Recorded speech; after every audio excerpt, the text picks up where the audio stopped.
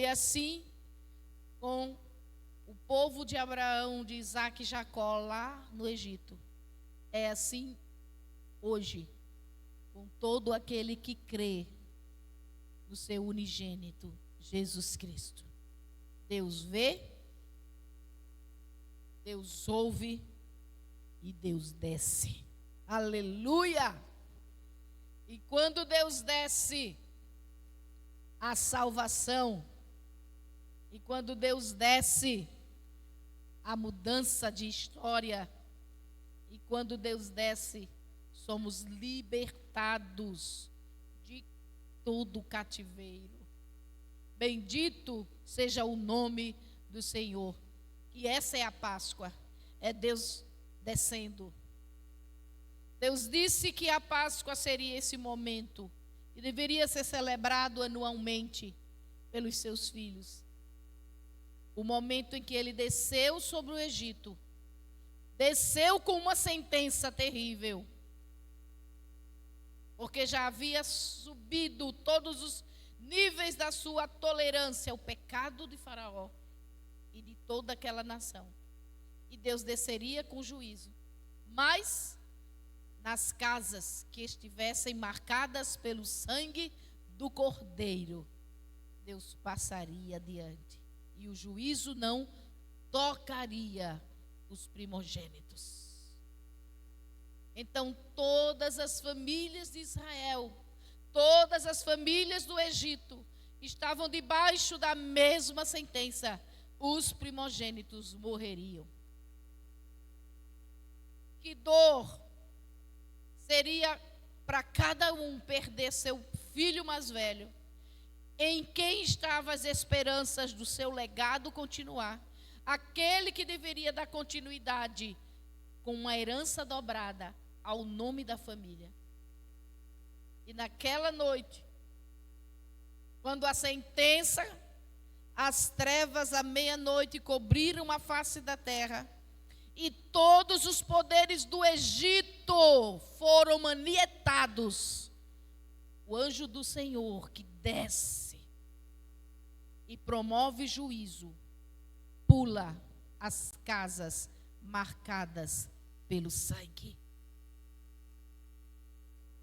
Deus de uma só vez destruiu o carro e os cavaleiros.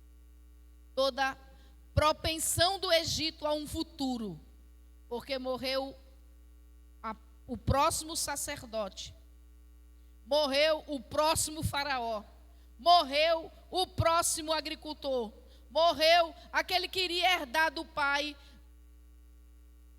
uma ação, um compromisso, uma herança em todo o Egito. Mas na casa que estava debaixo do sangue, não é que os hebreus eram melhores do que os egípcios, não é que os hebreus não pecavam, só os egípcios eram pecadores, não. Qual foi a diferença? O sangue do cordeiro. Um cordeiro havia sido imolado.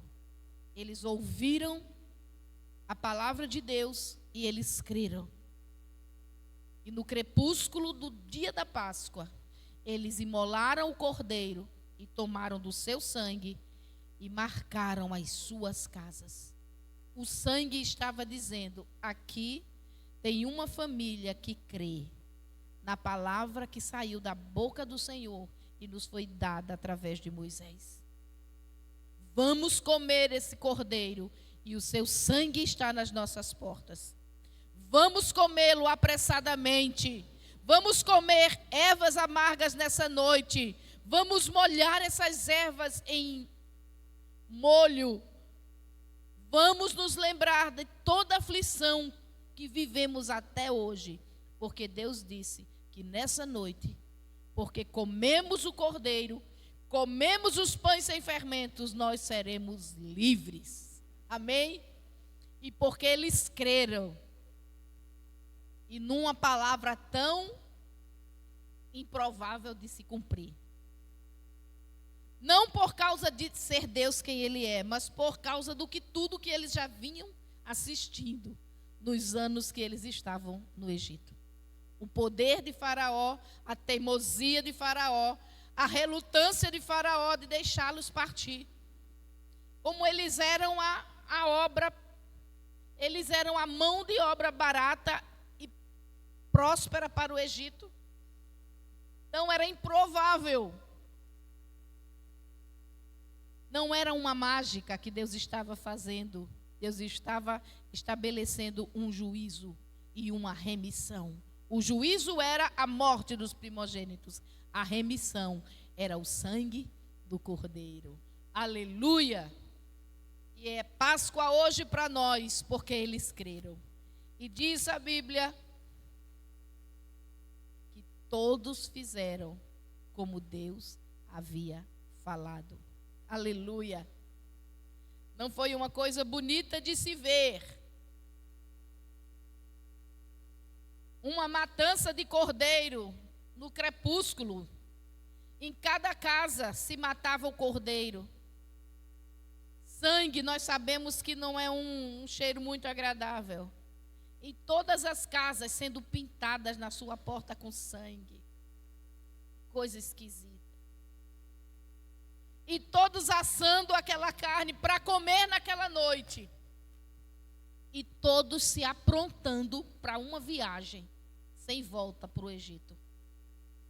E assim eles comeram, cajado na mão, cinto nas suas roupas, tudo pronto para a partida.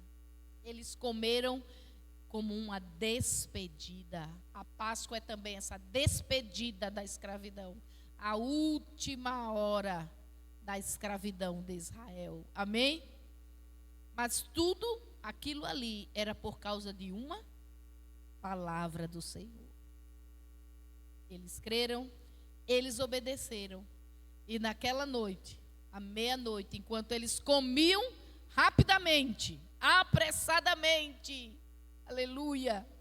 Quem crê na palavra do Senhor tem que viver aqui apressadamente para partir, sabendo que não tem essa vida aqui como eterna. Essa vida aqui está passando e rapidamente, preparados para partir deste mundo, dessa existência para uma eternidade com Cristo. Amém? Aleluia. E naquela noite, quando houve morte por todo o Egito, o faraó decretou: vão-se embora daqui. E os egípcios disseram: saiam rápido, porque vocês são uma praga. Vocês trouxeram morte, vocês expulsaram Israel das suas terras. E Israel saiu em alegria, em júbilo. Haviam comido a carne do cordeiro, o sacrifício havia sido feito e Deus foi fiel. Amém? Com o seu braço, ele quebrou o Egito. O tacanho do inimigo, do opressor, foi quebrado ali. E eles saíram livres. Nós sabemos a história mundial, como foi difícil resgatar homens da escravidão. Como as nações lutam para não dar alforria, para não libertar um escravo, porque o escravo é um lucro muito fácil. E Deus fez isso naquela noite. Assim é a Páscoa. Com uma noite, Jesus também liberta todo aquele que crê. A Páscoa, então, continuou sendo celebrada todos os anos, em memória do que Deus havia feito para Israel, mas também como um anúncio, até o dia em que Deus haveria de mandar o seu cordeiro. Amém? Porque naquele dia, cada pessoa pegou um cordeiro do seu rebanho. Mas um dia Deus só tinha um cordeiro e esse cordeiro ele entregou por nós. Deus desce para fazer o sacrifício. E esse sacrifício nos liberta das nossas iniquidades. Amém? No capítulo 13 de João, Jesus está reunido com seus discípulos. E assim, pouco antes da festa da Páscoa, a festa da Páscoa era o Seder, o jantar que relembra a saída do Egito. Mais ou menos como nós fizemos ontem. É claro que não haviam descartáveis naqueles dias, né, irmãos? Mas eles se reuniam e faziam aquela refeição cerimonial, dentro de toda uma liturgia para relembrar. E Jesus chama os seus discípulos para celebrar a Páscoa, sua última Páscoa como homem. Logo mais ele será entregue como cordeiro. Ele estava vivendo aquela Páscoa. Sabendo Jesus que havia chegado o tempo de Deus, em que partiria deste mundo e iria para o Pai, tendo amado os seus que estavam no mundo, amou-os até o fim. Alguns estudiosos dizem que quando o ser humano se aproxima da morte, quando ele percebe que vai partir, ele não se preocupa com seu dinheiro, ele não está preocupado com os seus negócios. A grande preocupação dele, o que enche o coração dele, é ver seus relacionamentos, as pessoas que ele ama, as pessoas com quem ele precisa se reconciliar. Dá um choque na natureza humana para pensar o quanto perdeu tempo de estar com pessoas, porque pessoas são mais importantes do que as coisas. E Jesus, na hora que percebeu que era a sua última hora, que aquela Páscoa seria a Páscoa em que ele seria entregue pelo Pai como cordeiro, o texto diz, e vai nos mostrar a Bíblia, que Jesus pensou em nós. Jesus não deixou uma liturgia para cultos, Jesus não deixou um manual para a igreja, como ela deve ser, se comportar, uma doutrina estabelecida. Jesus não deixou recomendações de campanhas evangelísticas. Jesus se preocupou em dizer a seus discípulos para serem mansos e humildes e amarem-se uns aos outros. Ele sabia que a sua hora de partir, diferentemente de nós, dos seres humanos, que às vezes tememos a morte por não termos certeza do que será depois dela. Não os que têm fé em Cristo, eu estou dizendo os homens em geral. Jesus sabia que era a sua hora, que seria feito o sacrifício, que ele voltaria para o Pai. E o que ele vai fazer? Sabendo, versículo 3, Jesus, que o Pai lhe outorga poder sobre tudo que existe, e que viera de Deus e estava retornando para Deus, levantou-se da mesa, tirou a capa, colocou uma toalha em volta da cintura, em seguida derramou água em uma bacia e começou a lavar os pés dos discípulos e enxugá-los com a toalha que estava em sua cintura.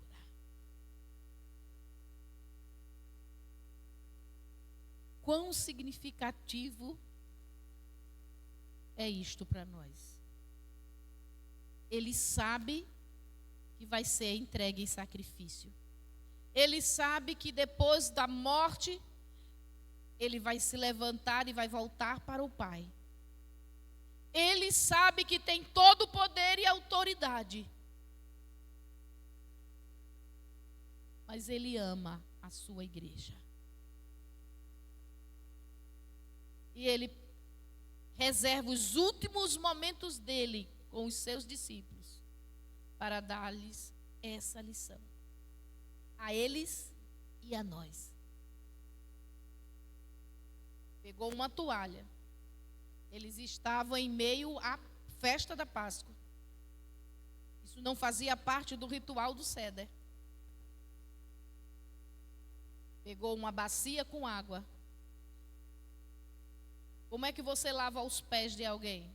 Mandando a pessoa botar o pé para cima? Você se abaixa até o pé. Jesus se curvou e foi lavando os pés dos seus discípulos.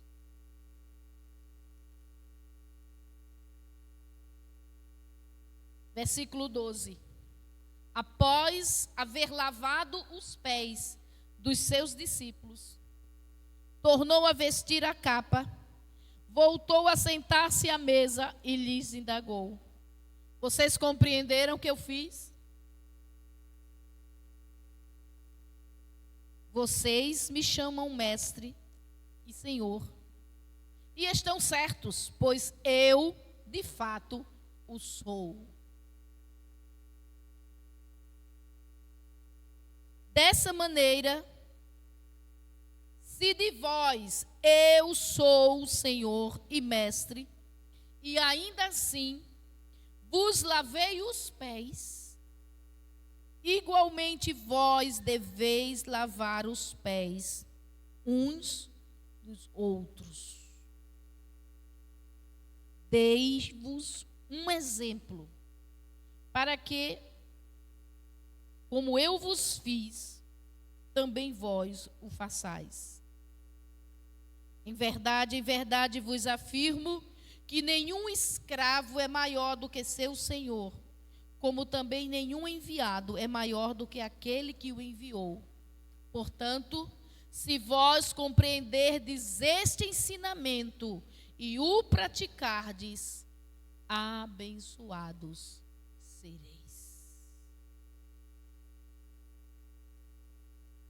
Qual seria o seu último ato? Se você soubesse que iria morrer logo mais. Esse foi o último ato de Jesus. Dentro do céder, vai ter todo o céder, vai ter a proclamação dele como Senhor e da nova aliança. Mas para aplicar essa mensagem profunda, ele lavou os pés dos discípulos. E ele diz: vocês compreendem o que eu fiz? Será que nós compreendemos o que Jesus fez? Todos nós sabemos, provavelmente, que Jesus fez isso naquela última noite. Nós compreendemos o que Jesus fez, demonstrando que os pés do outro são mais importantes do que os meus. Demonstrando que se inclinar para servir o outro é uma responsabilidade no reino. Jesus está não dando uma lição ao mundo, mas dando uma lição à sua igreja. Porque vamos dizer que a sua preocupação, não como as nossas preocupações, tira essa palavra, a sua intencionalidade era de que a igreja prevalecesse. Jesus tem essa intenção de deixar uma igreja que vai prevalecer séculos afora e chegar até aqui. Amém? E isso seria necessário. Como ele deu aquele exemplo.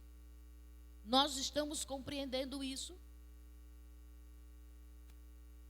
Para que o cordeiro receba a recompensa do seu sacrifício, nós precisamos compreender a importância do outro, do nosso serviço, do nosso zelo para com o outro. Era comum dentro da tradição judaica receber os convidados para uma celebração, lavando-lhe os pés. Mas quem lavava os pés dos convidados ao chegarem era o escravo da casa, o escravo da ordem mais inferior. Não era o escravo que fazia comida, nem que arrumava a casa. Era aquele escravo, vamos dizer assim, mais desprezível da casa. Então ele tinha essa tarefa de recepcionar os convidados da festa, do ceder, do jantar, da reunião que fosse, lavando os pés logo na entrada. Porque com as estradas empoeiradas daqueles dias, a falta de asfalto, o tempo desértico e chinelos abertos, os pés chegavam sempre muito sujos de poeira e cansados. Então esse era um costume nas casas ricas, lavar os pés dos convidados quando chegavam. Mas não era o patrão, não era o dono da casa quem lavava os pés, nem era a mulher dele. Não eram os filhos, nem eram os escravos da cozinha ou da arrumação. Então Jesus, quando fez isso, por isso vocês podem imaginar porque Pedro disse: não, Senhor. Pedro sabia que ele era o Cristo, o Filho do Deus vivo. Pedro já tinha tido essa revelação. Quando Jesus se baixou para lavar os pés dele, Pedro disse: não, o Senhor não vai lavar os meus pés.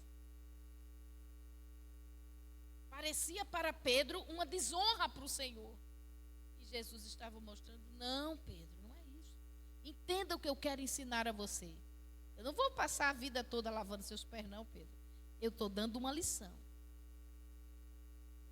Mas essa é a vida que eu espero para vocês. Que vocês aprendam a lavar os pés uns dos outros. A receber o que está cansado.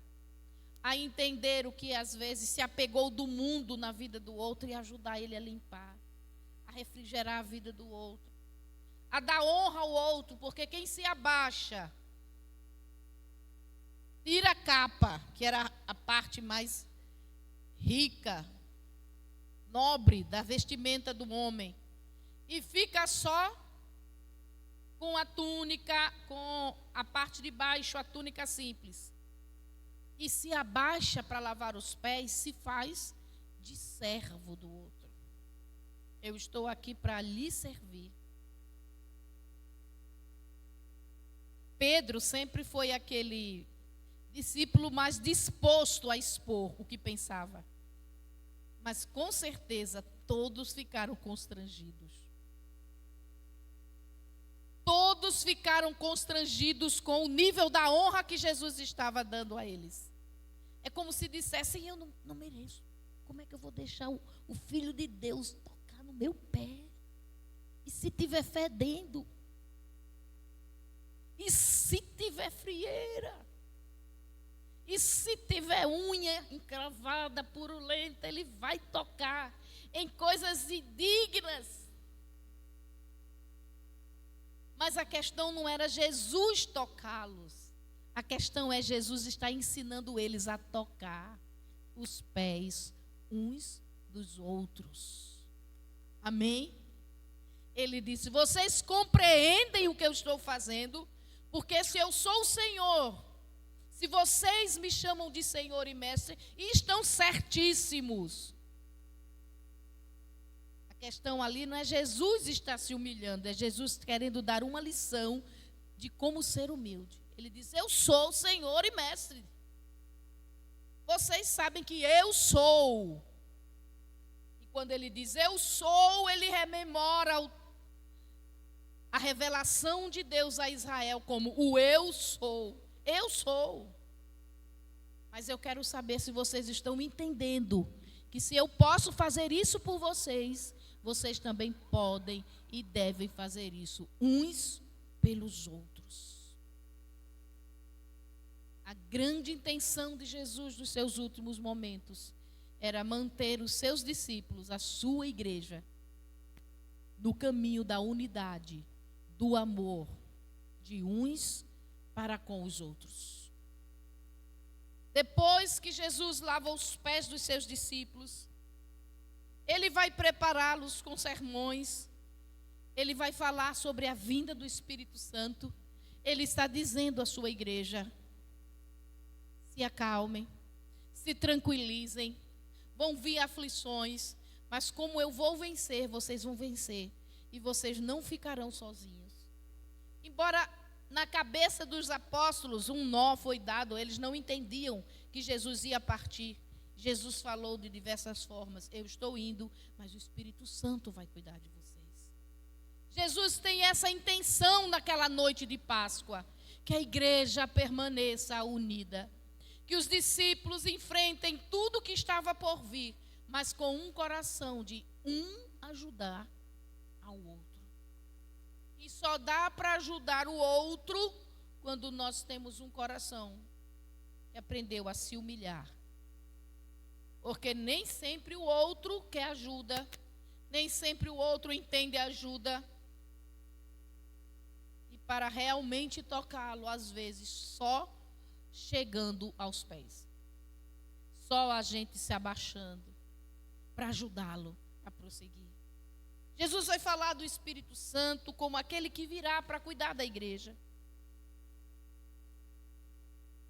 Jesus vai falar da expectativa que ele tem de que a igreja prevaleça, confiando, dando frutos, porque estará ligada a ele.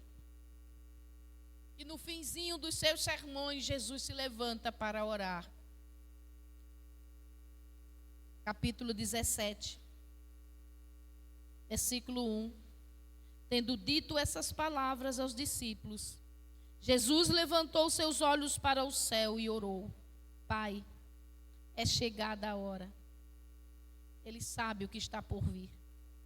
Glorifica o teu filho, para que o teu filho te glorifique. E toda essa oração, Jesus vai fazer. É a mais longa oração de Jesus que foi registrada. Tamanha a importância dela, para que ela impacte a nossa vida de igreja.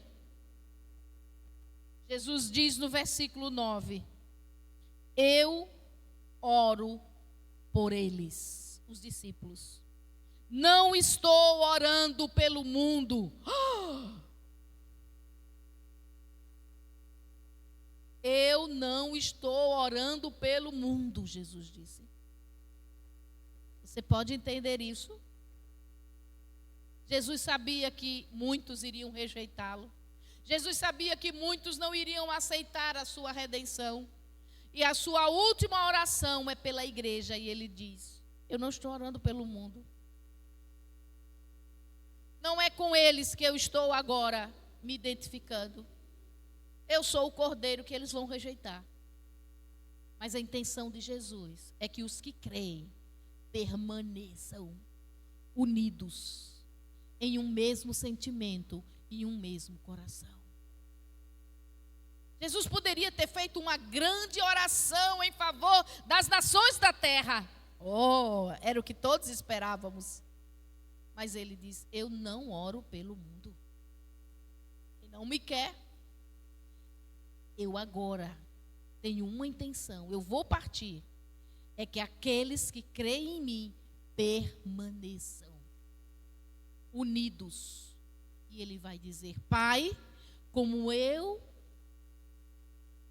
e o Senhor somos um, que eles também encontrem esse coração de unidade, de amor, de tolerância, de resiliência para caminharem juntos. Porque é assim que o mundo, aí ele fala no mundo, vai ser despertado, se ver neles esse amor, essa unidade.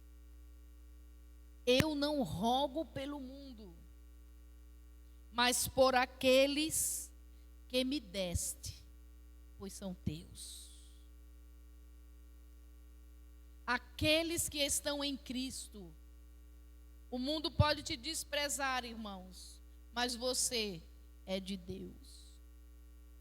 Você é chegado a Deus. Você está lavado por um sangue precioso, marcado por um sangue precioso. E quando os juízos vierem sobre a terra, não estou falando das consequências das nossas más escolhas, mas quando os juízos vierem sobre a terra, há um sangue sobre a sua vida, há um sangue sobre a sua casa. E a Páscoa anuncia que o Senhor passará por cima, livrando as nossas vidas por causa do que o que Cristo fez. E no versículo 20, para que não fique dúvidas de que essa oração de Jesus foi para nós. Foi para Pedro, Tiago, João, André, os que caminhavam com ele. Jesus diz: não oro somente por estes discípulos, mas igualmente por aqueles que vierem a crer em mim por intermédio da mensagem deles. Amém? Quem Jesus está vendo é o futuro da igreja. Ele está orando por essa congregação, essa reunião de pessoas que creem no seu nome e se reúnem e se unem para viver a mensagem do Cristo, o Evangelho. Eu oro por estes, mas não só por estes que eu estou vendo, Senhor. Eu oro por aqueles que, por causa da mensagem que eles vão espalhar, vão crer. Ele estava orando, diga, por mim. Ele não estava orando por Israel. Ele não estava orando por Jerusalém. Ele não estava orando pelos árabes. Ele estava orando pela igreja. Aqueles que do mundo me deste. Quão importante nos tornamos na dinâmica de Deus quando cremos em Jesus Cristo. Quão importante nos tornamos quando temos o nosso nome arrolado na igreja dos primogênitos de Deus. Quando deixamos de viver para nós mesmos e passamos a viver carregando todo dia a nossa cruz e seguindo ao nosso Mestre e Senhor Jesus Cristo. Eu não oro pelo mundo. Não oro somente por estes discípulos, mas igualmente por aqueles que vieram a crer em mim, por intermédio da mensagem deles, para que todos sejam. Por quem Jesus orava? Por quem Jesus orava? Por quem? Por nós. E essa era a sua oração. Essa era a intenção do seu coração. Primeiro nos dando o exemplo, lavando os pés dos discípulos. Nos tocando os discípulos naquilo que havia de mais sujo, para alinhá-los com aquele momento festivo, para que eles lavassem os pés uns dos outros. E depois fazendo essa oração, para que todos sejam um. Pai, como tu estás em mim e eu em ti, que eles também estejam em nós. Vamos entender o que é esta oração. Que todos sejam um. O que é ser um nessa oração de Jesus Cristo? Ele vai explicar. É que todos estejam em nós. Jesus não estava dizendo para que um grupo se unisse numa ideologia, no mesmo padrão moral. Jesus disse para que todos sejam um, estando todos unidos em um mesmo referencial, em um mesmo lugar. Quem é esse referencial? Quem é esse lugar? Ele. Para que estejam em nós, como tu estás em mim, e eu estou em ti, que eles sejam um, estando em nós.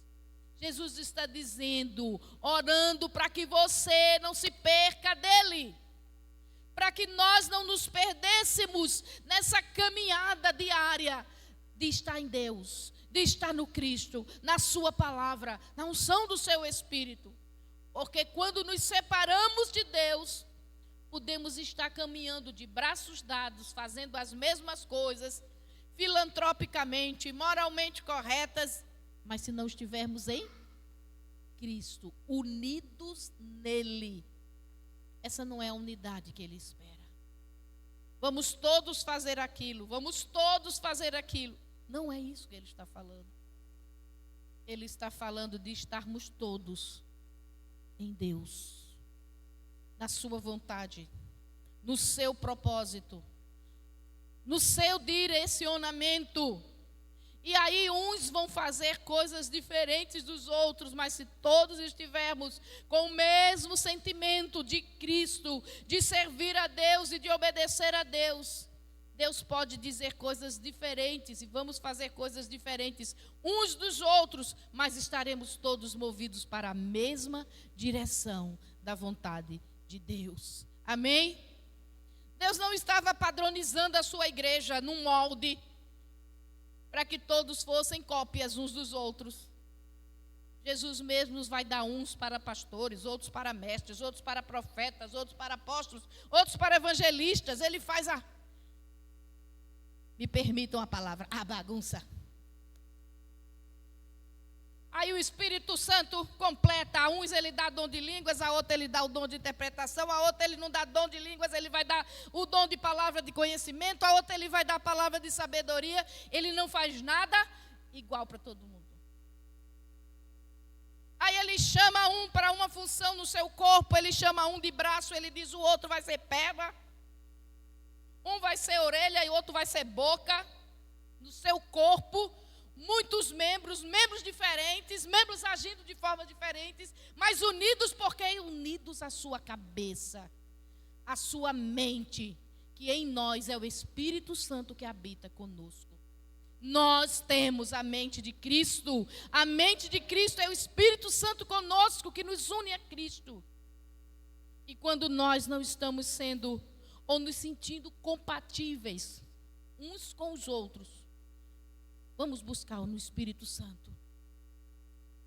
Porque se estivermos no Espírito, nós vamos ser compatíveis. Mesmo sendo diferentes. Mesmo reagindo diferentes. Mas todos com a mesma capacidade espiritual de se prostrar e lavar os pés uns do outro. Todos com a mesma capacidade de servir, de ajudar, de perdoar e de pedir perdão quando é necessário. Todos dispostos e disponíveis. Sabe, irmãos, muitas vezes nós somos dispostos. Eu vou fazer. Quando chega a hora de botar a mão no arado, agora eu não posso. Não é disponível. Não adianta ser disposto se não estiver disponível. Disposto, eu vou fazer. E na hora que Deus mandar, está disponível, larga tudo que estava fazendo e vai fazer. Vai orar, vai ligar para o irmão, vai fazer o serviço, segundo o que o Espírito vai nos conduzindo. Irmãos, quão importante foi tudo que Jesus disse. Não dá para dimensionar. Mas pense que é a última hora. É a última Páscoa. Ele está comendo a carne do cordeiro e ele sabe que ele será o cordeiro daqui a mais algumas horas. Ele está comendo os pães asmos com os seus discípulos e ele sabe que ele vai ser o pão que vai ser partido. Ele está tomando o cálice e diz: esse cálice vai ser o meu sangue derramado por vós. Ele sabe que ele tem todo o poder, mas ele vai se humilhar e ser humilhado, escarnecido pelos homens. Ele sabe o que lhe espera. E naquele momento, aquela Páscoa tão significativa, ele ora pela igreja. Ele se intencionaliza em todo o seu ser para que a igreja permaneça.